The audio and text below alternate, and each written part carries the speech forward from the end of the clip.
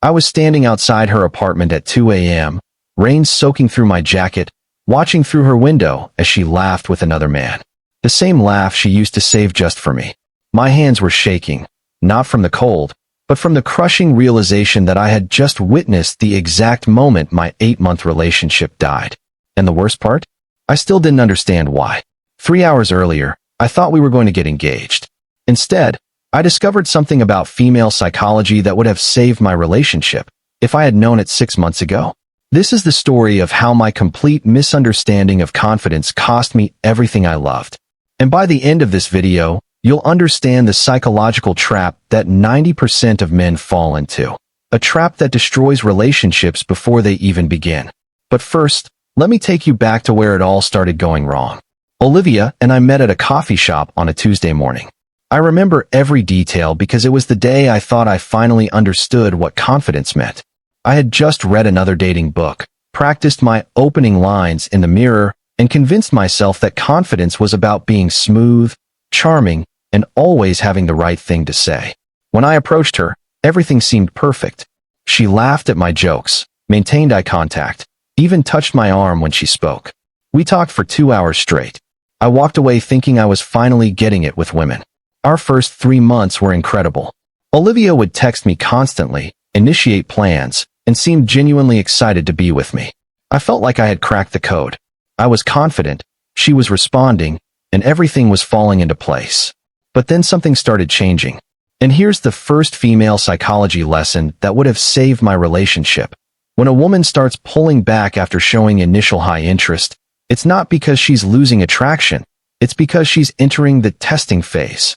This happens with virtually every woman between months 2 to 4 of dating. They unconsciously need to see if you're the same confident man they were initially attracted to, or if that confidence was just an act. I was about to fail this test spectacularly. It started subtly. Olivia's texts became shorter. She'd take longer to respond. When we were together, she seemed distant, not unpleasant, just not as enthusiastic as before. My first instinct was panic. Had I done something wrong? Was she losing interest? So I did what every nice guy does. I tried harder. I started texting her more frequently, planning more elaborate dates, buying her little gifts, just because. I became more available, more accommodating, more desperate, though I didn't see it that way at the time. Here's female psychology lesson number 2. Women are unconsciously attracted to men whose behavior doesn't change based on their moods or availability. When you start trying harder because she's pulling back, you're actually proving that your confidence was dependent on her validation. This triggers what psychologists call attraction reversal, the exact opposite of what you want. Every time Olivia became less available, I became more available. Every time she seemed less interested, I tried harder to regain her attention. I was caught in what I now call the validation trap, where your actions become controlled by her reactions instead of your own inner confidence. Then came the night that changed everything. It was our 6-month anniversary. I had planned the perfect evening. Her favorite restaurant, flowers, the works. I was ready to tell her I loved her. But when I picked her up, something was different. She was polite but cold, distant in a way that made my stomach drop. Throughout dinner, she barely made eye contact. Her responses were short, almost robotic. Finally, I couldn't take it anymore. "Olivia, what's wrong? You've been acting strange lately. Are we okay?" Her response shattered something inside me. "I don't know, Luke. I don't feel the same way I used to." Those words hit me like a physical force. But what came next was worse. "You're such a sweet guy," she continued. "You're kind, thoughtful, you'd do anything for me. But hung in the air like a death sentence. But I don't feel that spark anymore. You're just too nice. Too nice." After everything I had done for her, after all the effort, all the care, all the love I had poured into this relationship, I was too nice. Female psychology lesson number 3. When women say you're too nice, they don't mean you should become an asshole. They mean you've lost your masculine edge, your ability to challenge them, lead them, and remain centered when they're emotional. Women are attracted to kindness that comes from strength, not kindness that comes from fear of losing them. That night, I went home and stared at the ceiling until dawn, trying to understand what had just happened. How could being good to someone be a bad thing? I was about to discover that I had fundamentally misunderstood what confidence really means. The next few weeks were torture. Olivia became even more distant, but she didn't break up with me. Instead, she kept me in this horrible limbo, not fully present in the relationship, but not ending it either. I tried everything I could think of. I bought her expensive gifts. I wrote her long, heartfelt letters. I gave her space when she asked for it, then worried that I wasn't showing enough interest. I was constantly second-guessing myself, walking on eggshells, trying to figure out the magic combination that would bring back the Olivia from our first few months. Female psychology lesson number 4. The more you try to win back a woman who's pulling away, the less attractive you become. This is called pursuing depression in psychology. Every grand gesture, every attempt to prove your worth, every moment where you prioritize her approval over your own self-respect confirms that you're not the confident man she initially fell for. Here's what I wish I had known. Women unconsciously need to know that you have other options, that you could walk away if necessary. When you become desperate to keep her, you're telling her subconsciously that she's your only option, and that kills attraction faster than almost anything else. Women have an unconscious need to test a man's emotional strength. It's not malicious, it's evolutionary. They need to know that the man they choose can handle pressure, can remain centered when things get difficult, can lead when leadership is needed. And I was failing every single test. Then came the night that destroyed everything. Olivia came over on a Friday evening, but something was different. She seemed agitated, almost looking for a fight. "You know what, Luke? I'm tired of this," she said out of nowhere. "Tired of what?" I asked, confused. "This." She gestured around my apartment. "You, us, this whole thing. You just agree with everything I say. You never challenge me. You never take charge. You're just there." I felt my heart breaking in real time. "But I thought you wanted someone who listens to you, someone who cares about your feelings." "I want a man," she exploded. "Not a puppy dog who follows me around hoping for scraps of affection." Female psychology lesson number 5. Women don't want men who simply agree with everything they say. They want men who have their own opinions, boundaries, and direction in life. When you constantly defer to her preferences, you're not being respectful, you're being weak. Women are attracted to men who can lead conversations, make decisions, and yes, even disagree with them sometimes. The words cut deeper than any physical pain I'd ever experienced. But she wasn't done.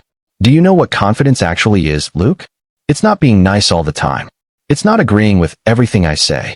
It's not trying to make me happy every second of every day."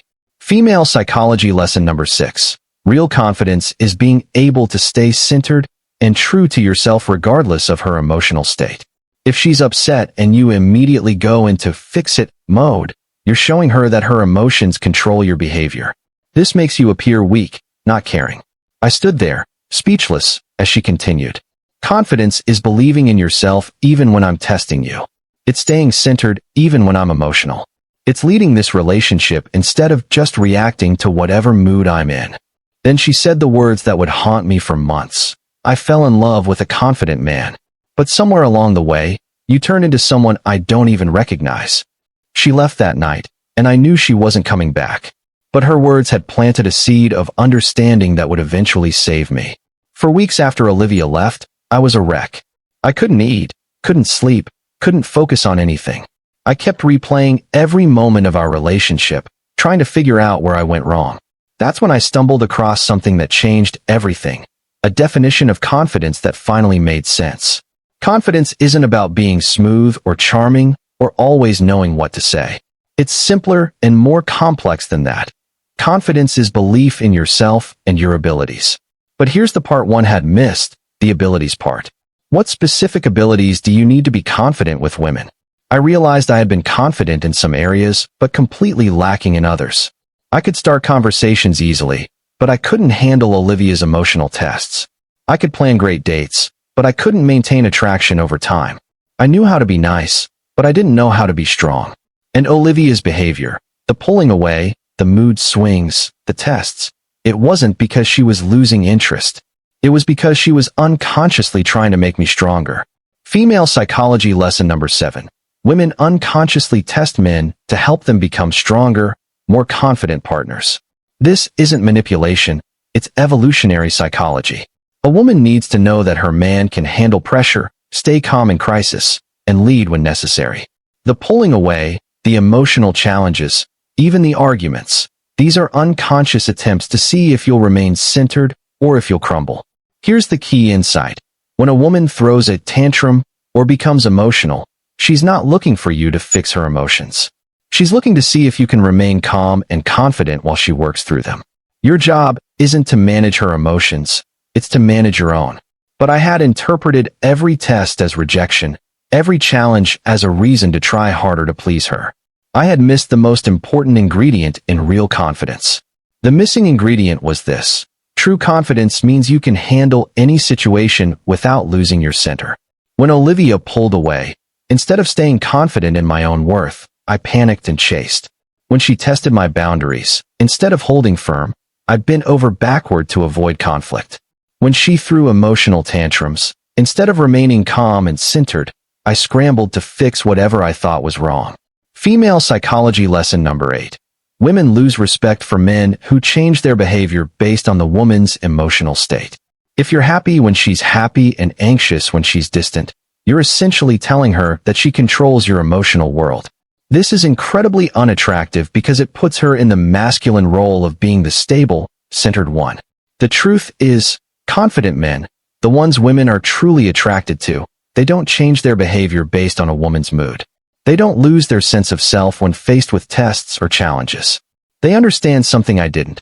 A woman's job in a relationship isn't to make you feel good about yourself all the time. One of her unconscious roles is to make you stronger. The pulling away, the mood swings, the seemingly irrational behavior. It's all designed to see if you can remain confident regardless of how she's acting in the moment. And suddenly, everything made sense.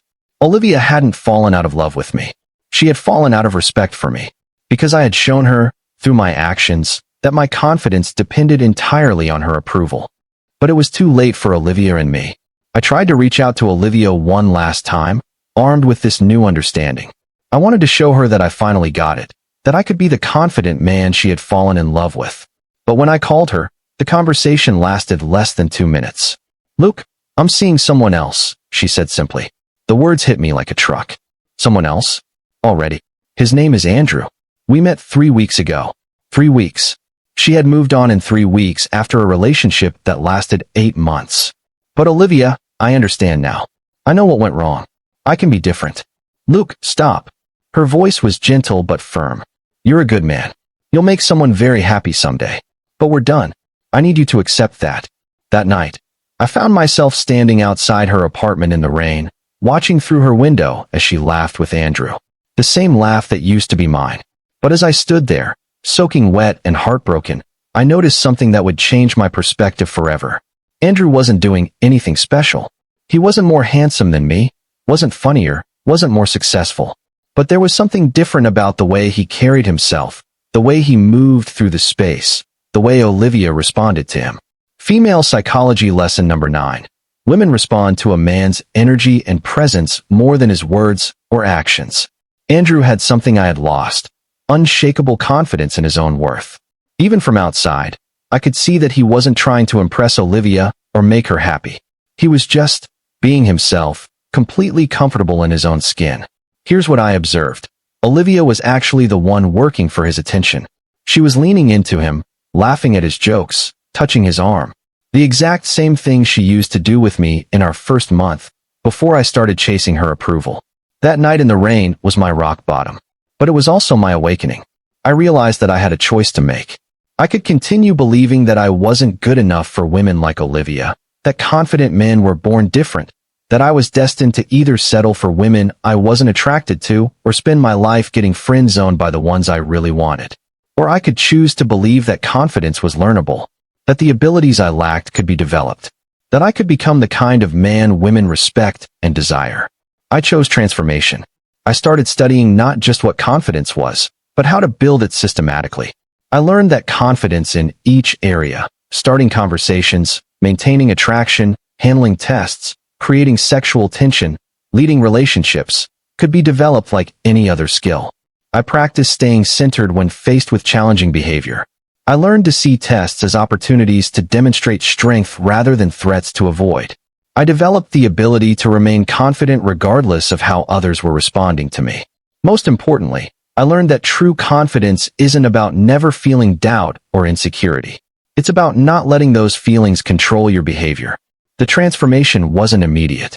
It took months of conscious effort, of catching myself when I fell back into old patterns, of pushing through uncomfortable situations where I had to act confident even when I didn't feel it. But slowly, something began to change. 6 months later, I was a different man. Not because I had changed my personality. I was still kind, still thoughtful, still caring. But now those qualities came from a place of strength rather than neediness.